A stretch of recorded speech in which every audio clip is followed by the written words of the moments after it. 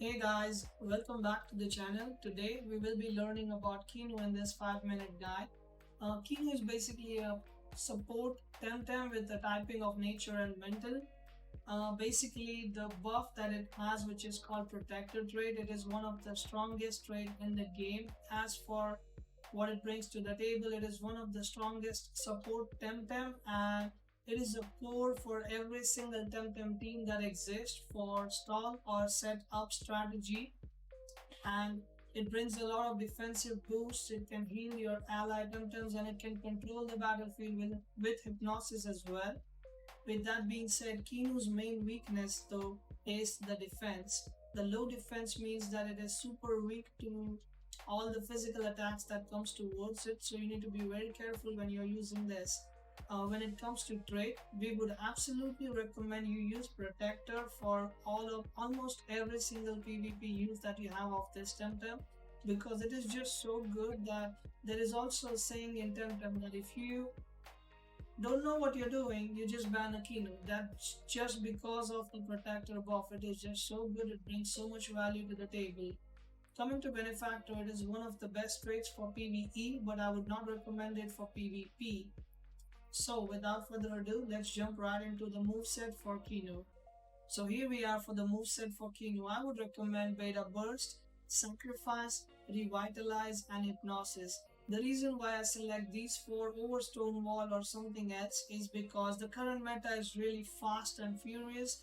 Every single Temtem is playing a lot of speed, and I would definitely recommend you go with these moves because they are really handy and they can help you keep a flow of the battle in your hand.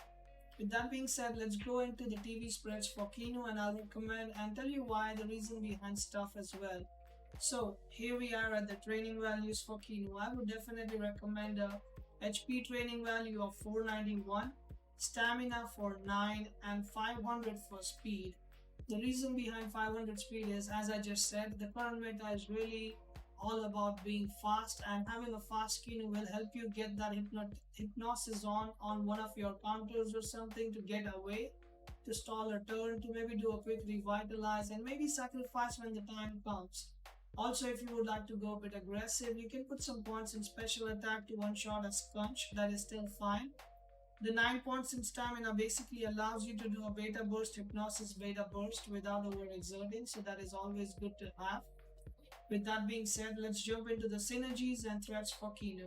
For synergies, I would definitely recommend Cerny, Yovlar and Saku.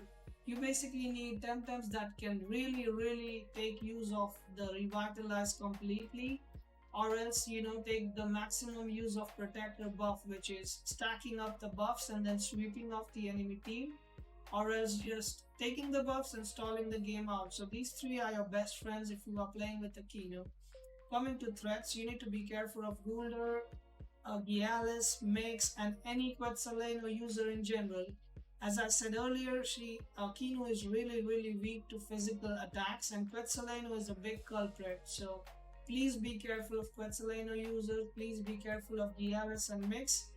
You can get away with Gialis if you can hypnosis them before they can do a crystal bar, which is possible with 500 speed, so be aware of that. One thing I would also like to add is that always be careful on what you sacrifice, on who you sacrifice basically. If you sacrifice on a Yoglar, it can be a game-changing moment because that thing might as well be unkillable at one point. So always look for your targets for sacrifice. Of a Lash and a Yoglar are pretty excellent targets for doing a sacrifice. With that being said, guys, this would be my take on the Kinu for a 5-minute guide. If you have any more questions, please drop them down in the description below. If you want us to make a guide on a specific Temtem that you would like to come first, then type that as well. You can always come and join our community Discord. Link will be in the description below for any questions, any doubts. We will be more than happy to help you guys. With that being said, guys, I'll catch you guys in the next video. Have a good day and stay safe.